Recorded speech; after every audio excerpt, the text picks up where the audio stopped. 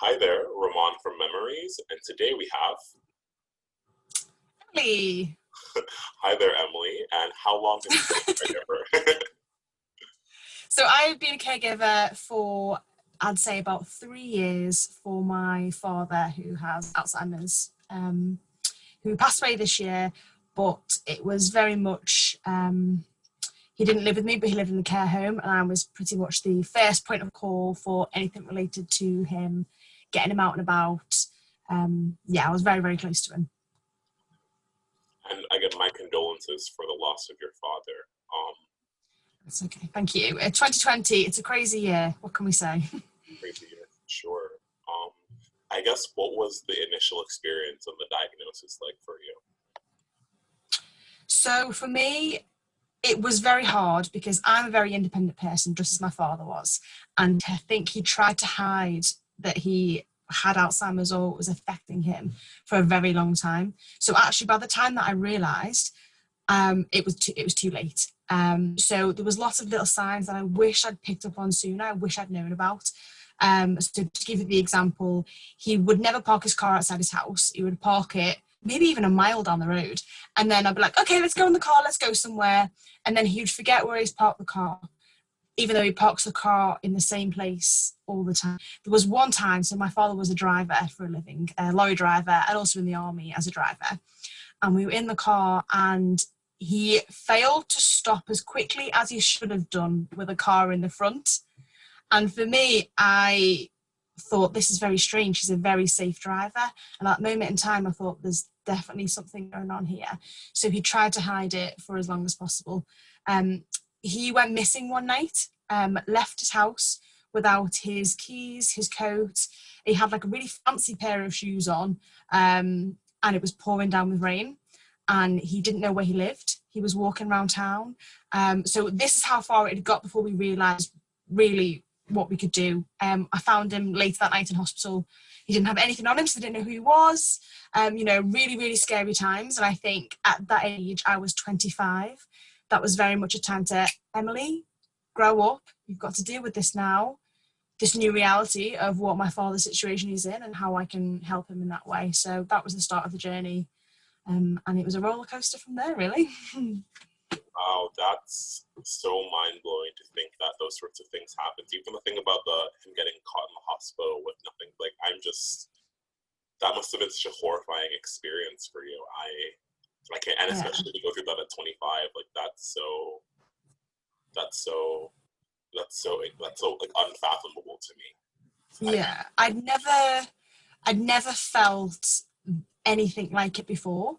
I can only imagine what it must be like for other people if you say lost a child or something like this, because I come home and I just knew he wasn't there, and it was a physical feeling inside of me of just sheer grief and worry. Thankfully, I have good people around me and he had really good friends. So it was a moment of calling his best mate's wife was calling hospitals, because at that point, a 25-year-old, I have no idea what to do really. And we found him in hospital that night. And as I say, we just took it from there. I kind of learned to just deal with the reality of what he was like at every moment in time, and just took what I could at that moment in time. If he was like that with me, that's what I've got. And I try not to think too much about what he was going to become or where he'd come from, because there's just no point. Just live in that moment and do what I can in that very time for him. For sure, for sure. And I guess to go through that experience at 25 years old go through that experience at any age is particularly challenging. Your 20s is, a really developmental and formative time. So what advice would you Yeah. have for people who have been caregivers or are currently caregivers in that stage of their life? Make sure you have really good people around you that don't mind you just venting to them. Support systems are really important. And I think I struggled a lot with me being so independent, my dad being so independent, and not wanting people to help me, not offering help, people not knowing how to help me. Just make sure that you have a really good system of people around you. And also make sure that you share your opinions. So don't hold anything in, let it out. So for me, as soon as I found out that he had dementia to me was what old people get. I had a vision straight away of a little old lady, white hair, you know, in a chair, forgetting my name. I had no idea of the vastness of Alzheimer's and dementia together. So I reached out to try and find out what it looked like. And because I couldn't find anything of anybody my age or any videos or anything to really describe to me what it was like, I kind of struggled and figured it out myself. So I ended up making my blog honestemily.com, and I tried to make videos and blogs just as like my output. So for me, it was all about my friends, and it was all about being able to tell wider people what's happening, talk about my feelings in my very kind of dry, sarcastic, independent way, that hopefully people could find a little bit of joy, but also a little bit of education in seeing actually the effects of Alzheimer's. For sure. And I think that's a trend that we've heard with a lot of young caregivers, because it is hard to find people your age who are going through what you're going through. So you turn to online communities in order to reach out globally and not only the therapeutic process of writing and sharing, but also finding other people who are sharing the same experience and going through this at the same point in their lives. So what role did social media and honestemily.com play in your caregiving journey? I remember the first time that somebody commented on a video of mine, and they said that they feel like somebody else their age is going through this, and they felt so much better for it.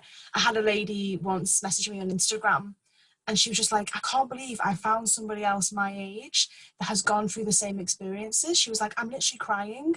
Like, just knowing that somebody else is out there and has dealt with the same things that I have was absolutely huge for her. And it's at that moment when strangers that I didn't even know, I've never talked about, were reaching out to me and had such comfort from it. I realised that I'm onto something here. And I found myself in this community of people and following along as if they were almost like my family. I'm following all these other different people and their journeys. There's lots of Facebook groups where we can all give each other advice, and I just felt really involved with everybody basically. But one of the sad sides to social media and dementia is a lot of people, it's a cycle. So for example, I almost feel like I'm coming out of the cycle now because my father's died. And a lot of people would then kind of drop off. It feels like a circle of people coming in and starting, finding community, finding friends, finding knowledge, using social media and their voice as a way to express themselves, and then leading all the way through to the loss of a loved one, having to deal with a new kind of grief, because you always grieve when you're looking after somebody with dementia. It's just once they've actually died, it's dealing with that in a whole other way. And then it just kind of drops. Which is just the nature of it. I think a lot of people look after their loved ones. It could be anywhere from 10 to 15 years plus, all the way down to just 2 years from a diagnosis. So it's really enjoyable and comforting being able to using social media, but it's just the sad nature of that cycle, that people come and people go. And I just really hope that other people that looking at people that have family members with dementia might learn something and take that away and have a better knowledge to support people that they will eventually have in their lives that will come across dementia, because everybody is affected by it in some way or another. So I hope that people do learn from that short cycle of people on social media. Sure, and I think that's such an interesting perspective to share, the sort of cyclic nature of the social media dementia community.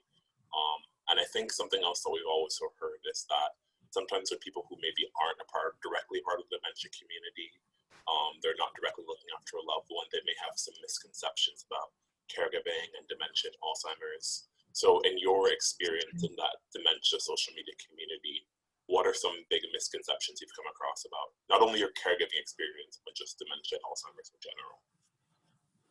Yeah, I think the biggest one is the difference between Alzheimer's and dementia together. So a lot of people will confuse the two terms, whereas dementia is an umbrella term which has lots of different forms of dementia inside. Alzheimer's is just obviously one of them. It's one of the main ones, but you have Lewy bodies, you have mixed dementia, frontal lobe dementia, and all of them have their own characteristics.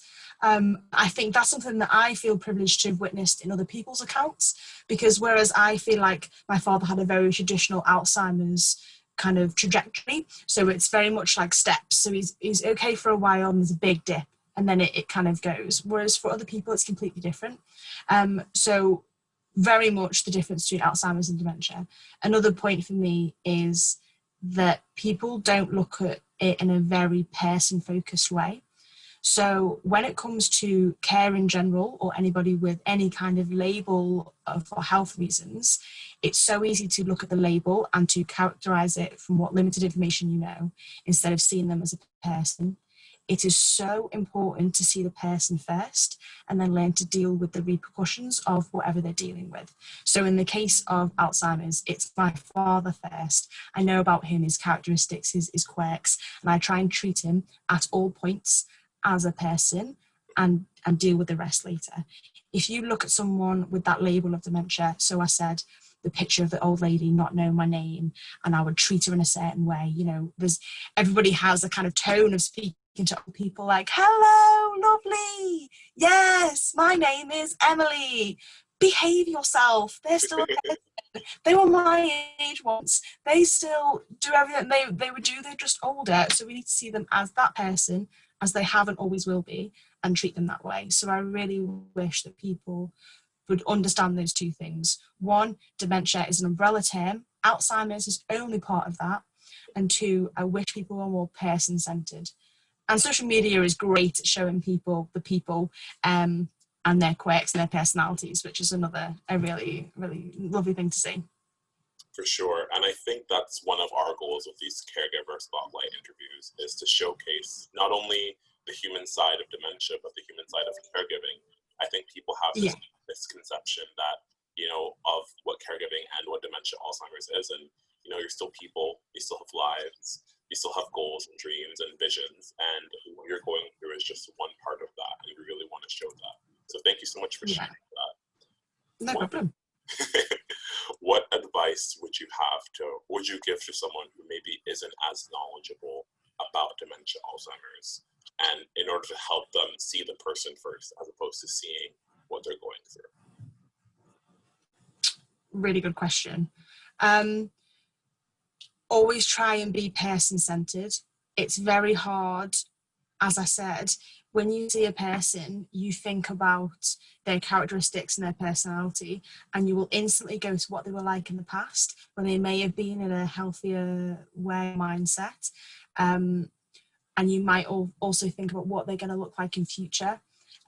You have to try and remember and cherish those glimpses of that person as and when you have them, if that makes sense. So I understood my father's sense of humour and his paranoia and the way that he did things. I would try and meet him in that place. I would see him crack that joke, try and make me smile, try and be that joker, and harness it as much as possible. When it comes to learning about dementia, it is different for everybody.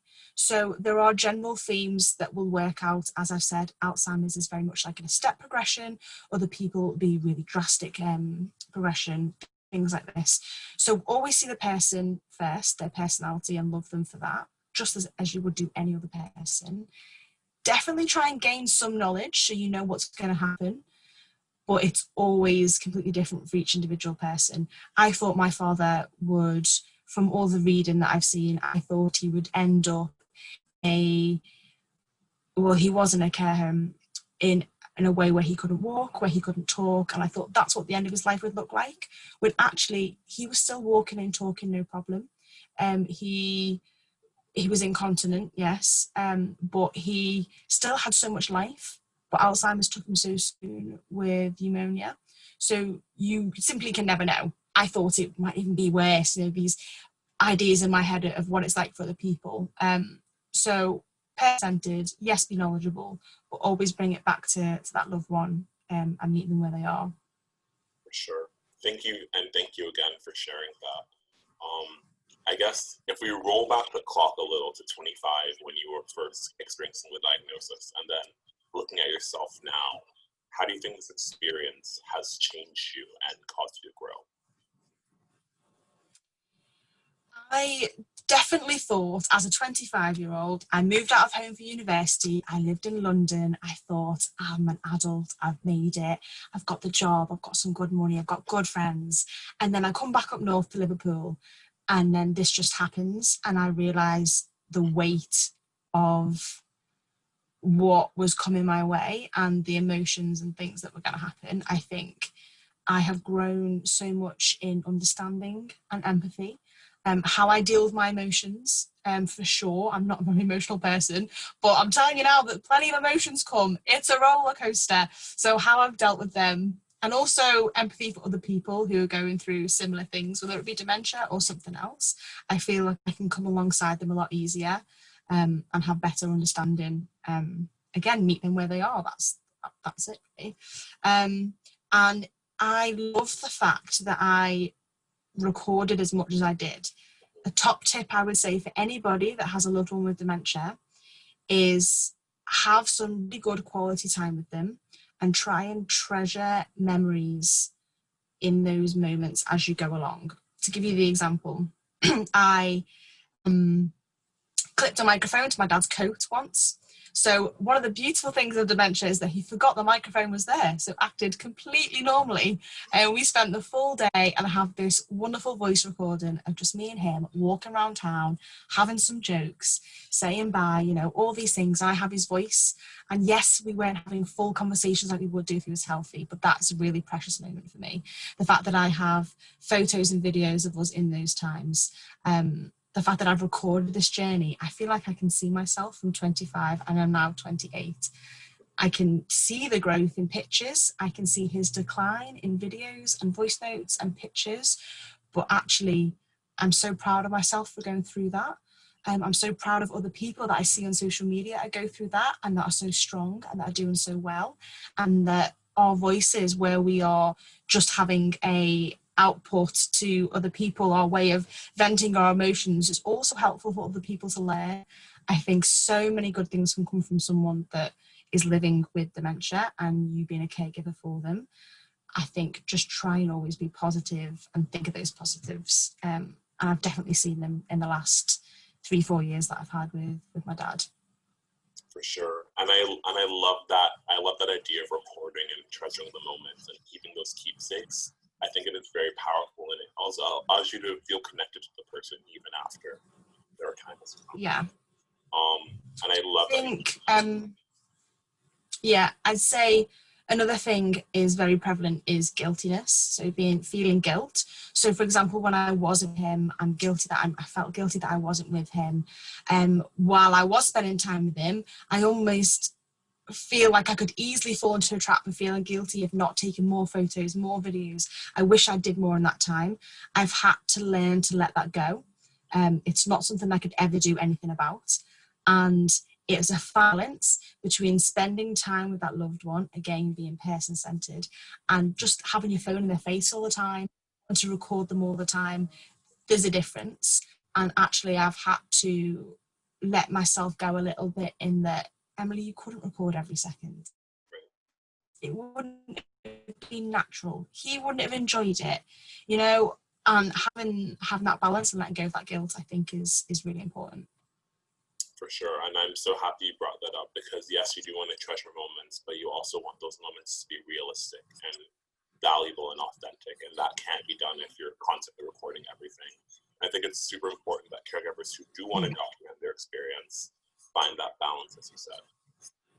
And I love this idea of treasuring the really positive moments. But being a caregiver is really challenging, and there are many difficult times. So what are things that you've told yourself, or self-affirmations you said, to get through those harder points? Oh, good question. I keep coming back in my mind to personal care and sharing. So I had an idea in my head of what a caregiver would look like, and it's wiping somebody's arse. And as a 25-year-old, do I want to wipe my dad's arse? No. Did I eventually go to wiping his arse? Yes. So I think that journey with personal care was always something that was a real caregiver moment for me. I'm currently a caregiver. My father is in the shower. I need to make sure that he brushes his teeth, has a proper shower, and will feel so much better for it afterwards. And there would be plenty of times where he would fight me on it. Trying to get a 74-year-old man to shower when he doesn't want to is a whole job. It's a whole thing. Trying to get him to take his clothes off when he's putting them back on again, when you know that he's going to feel better for it afterwards. I remember in those moments really struggling. Probably not very healthy, but I think I tried to take myself out of it. Again, I'm a very independent and practical person. So I literally would be like, just get this one thing done. Get his underwear off. Great. Get him standing underneath the shower at the very least. Great. Make sure the water is the right temperature and just take it little by little, and to talk to him properly. So trying to keep him at ease, trying to keep him distracted, do whatever I can in those particular moments. So yeah, I think other moments earlier on in the journey as well is when you would look at him and almost think he's perfectly healthy. And he asked to move down south, which is north of England, and we moved down to south. And he asked to move what he wanted. We were doing what he wanted. We step into a care home and I've got to leave. I'm leaving my dad in a care home. And he looks at me as if to say, you're actually leaving me here? What are you doing to me? It's those moments when you know he knows what's happening and he doesn't want it to happen and you still have to let it happen. It's those moments that will always stick with you, but there's nothing you can do about it. There's nothing I could have done in that moment in time. I did everything I possibly could. So you have to learn to just understand that you have done everything that you possibly can. He's in the right place, and learn to live with it, I guess. So yeah, really hard moments, personal care, incontinence, and just those moments when he knows that something's not right and he looks at you knowing, but there's nothing you can do to help him. I think are really difficult moments that you have to learn to deal with. It's all part and parcel of it, really. For sure. And I love that point you ended on about knowing that that's all you could have done, because I think a really important thing that we've discussed in some of these interviews is boundaries as a caregiver. And you know what you are and what you are not capable of, and knowing that and recognizing that. And then and not only recognizing that, but adhering to those to be the best caregiver you can be. And, you know, a lot of times that comes with guilt because you want to be doing more. You want to be recording more. You want to be spending more time with them, but it's just not feasible, right? And I think it takes a long time to realize that. So what advice would you have to someone who's maybe struggling to identify their caregiver boundaries? And then how would you kind of help them figure them out? Okay. Good question again. How would I help somebody figure out their caregiving boundaries? Think about what you would do in a typical day and try and match that, I guess.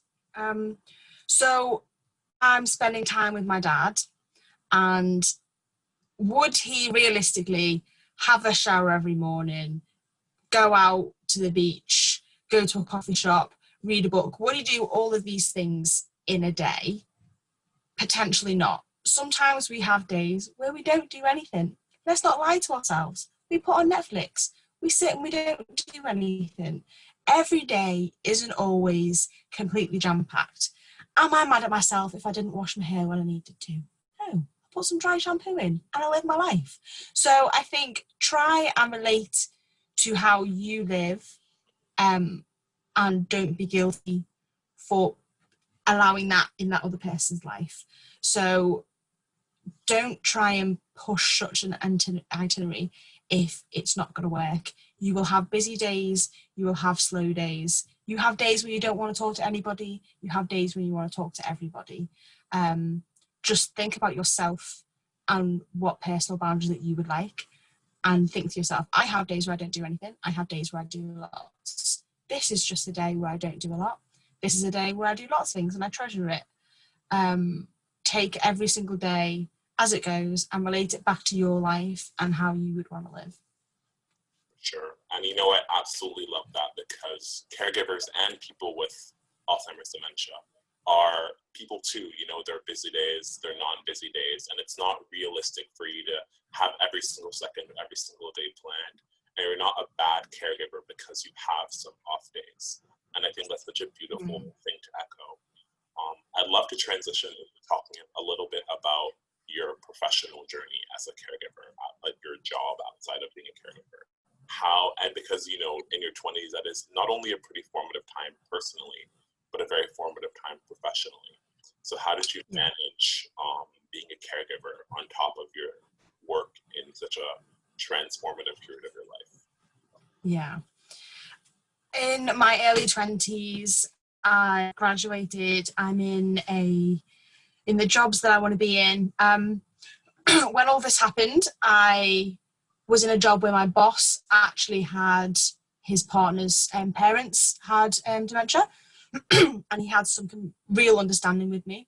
So he was very flexible, and having somebody else in that workplace that has similar experiences with dementia is really important. And I can guarantee you now, there is somebody in your office or your workplace that has experience with dementia, but guess what? They ain't talking about it, because dementia hurts. It's not things that everybody wants to talk about. I feel privileged in that I can talk about it so confidently and openly about my feelings, and a lot of people aren't like that. If you find those people, they're going to give you that leeway, especially in that professional environment. My boss was a lot easy with me, was able to comfort me if something was happening. At the earlier stages, my father would call me every 5 minutes. Like, hi, Emily, you all right? Yeah, just checking you're okay. Yeah, I'm all right, Father, you okay? Yeah, no problem. Okay, I'll speak to you later. Okay, bye. Same conversation 2 minutes later. So my boss has to listen to this, me picking up the phone every 5 minutes. But it was great that I had that support. I would also say, as much as I loved that job, I was in a job that wasn't exactly where I'd want to be. And I didn't have the energy to pour myself into both my father and my job. So my career suffered, and I think a lot of people's careers do suffer, because what do you actually value more? Do you value your career, or do you value your loved ones? Obviously your loved ones most of the time, do you know what I mean?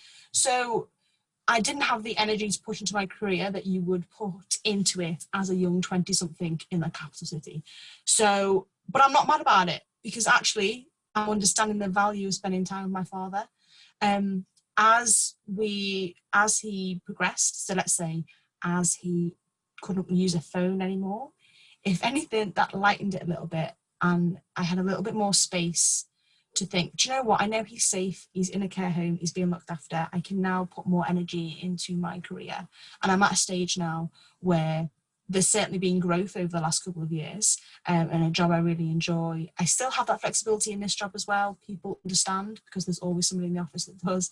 But I think you have to remember what you value most, and most of the time it is family members. So yes, your career can move. Don't be mad that it's not going at the high speed that you think it is. People change careers, complete U-turns in their 40s. I feel like there's a lot of pressure on people in their 20s and 30s to get it right, get in that job that you really want to be in. But actually now is the time to experiment a little bit more, understand what your values are, what you're looking for, and play with that. You're going to be in some dud jobs, you're going to be in some great ones, but as long as you are valuing what's most important to you, and at those times it was my father, that I'm not mad about it, and it always works out in the end. I mean, I'm only 28, I'm still got plenty of time in front of me for my career, thankfully. So I'm just really thankful for the experiences that I had, and I'm not mad that my career didn't go as fast as it did, because I just didn't have the energy, mate. You can't do everything. Be nice to yourself. But you know, now he's gone. It's now my father's died. It's almost a release, and I almost feel guilty for saying it, but dementia is awful and I don't wish it upon anybody. And now he hasn't got it. He is released of that within himself, even completely, don't even think about me. He hasn't got to deal with it anymore. He doesn't have confusion in his mind anymore. He is, to me, in heaven with the Lord Jesus, living his best life. So there is a release for me, and now I can start doing things that I couldn't do previously. Again, in my career, I can start channeling more energy into that. I'm moving on to a narrowboat and the canal system because I have my time back. I can now do that. So I'm always constantly looking at the positives, and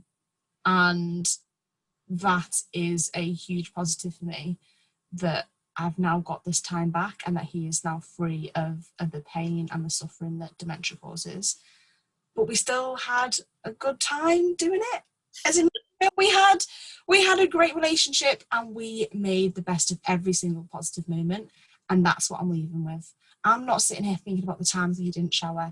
I'm not here thinking about the times that he was in hospital, the times that I've had to hold his hand over hospital beds because he's so confused and doesn't know where he is. Like, I'm not thinking about those times. I'm thinking of the time when he woke up the next day in the hospital, made me laugh. You know, he was having 3 pots of ice cream and touching the nurse's arse. You know, those little moments. That's what I'm trying to remember. Sexual harassment isn't ideal, but yeah. That's what I'm trying to remember. And I think it's so admirable that you're able to have this positive outlook, because it is a very challenging experience, as you said. And I think it's important that caregivers are kind to themselves, that they remember that there's only 24 hours in the day, there's only so much you can do, and it's set realistic goals, and remember that try to have fun, because, you know, like, you need to treasure these moments with your loved one and not be so hard on yourself all the time. So thank you so much for sharing that. No problem. My last question to you would be, what would be the number one piece of advice you would give to someone who's recently become a caregiver? Okay. I don't have one piece of advice, but I can certainly summarize my top points that I've got. Quite a lot. My top points for someone who is new to caring is be kind to yourself. You can't give somebody else any more that if you don't give yourself. Like, look after yourself. Be person-centered. Remember that person for what they were, yes, but meet them where they're at now. Gain as much knowledge as you can from other people, from actual peoples, because dementia is people-based. So speak to people, have good people around you, and take all the positives that you can get. Always relish the positives. Don't get stuck on those negative moments, because we all have them. And fifth would be record as much as you can. So whether it be your feelings in a journal, speaking to your friends, taking photographs of the places that you've been together, taking photographs of them smiling, record that journey, so that when you turn around 5, 10, 15, 20 years later, you can look back at this incredibly challenging but also rewarding time that you had with your loved one, and can see the growth, can see their personality shine through, and can be thankful for all the positives. Amazing. I couldn't have said anything better myself. Thank you. Thank you so much for sharing. Is Honest Emily, the blog, is that still an active part of your life at this current moment? Yes. I wish I'd done more, but I also don't, because I'm really thankful for what I have done. And I go back and look at old posts now, I smile, I don't feel sad. Even though I'm talking about really difficult times, it still brings me joy. And I'm still going to move forward, try my best to continually talk about dementia, because I think it's something that's really important. It's going to affect everybody, and people need to have a better person-centered understanding. So as much as my father isn't here anymore, I feel privileged that I can speak about it as I do, and I will continue to do so. I will continue to make videos. I will continue to help people, come alongside people where I can. And I found that it's just the way that I express myself. I'll be in a mood, I'll sit down and I'll be like, right, write a blog post, feel so much better for it, and I can see the growth that I've had as a person and seeing it over my life. So yes, I love honestsemily.com, and I would tell anybody to do something similar, whether it be for the whole world to see if you fancy it like I did, or just for yourself.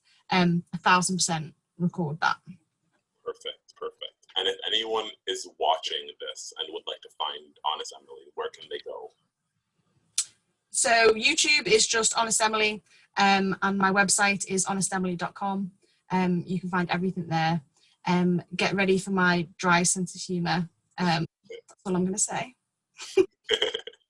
Awesome. So YouTube, Honest Emily, honestemily.com, and on Instagram, it's Honest Emily as well. Yeah.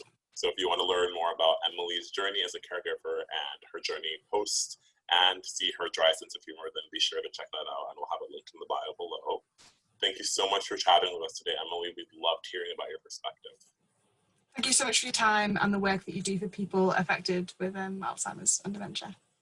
Thank you. And that's all for this week, and be sure to tune in next week for our next Caregiver Spotlight.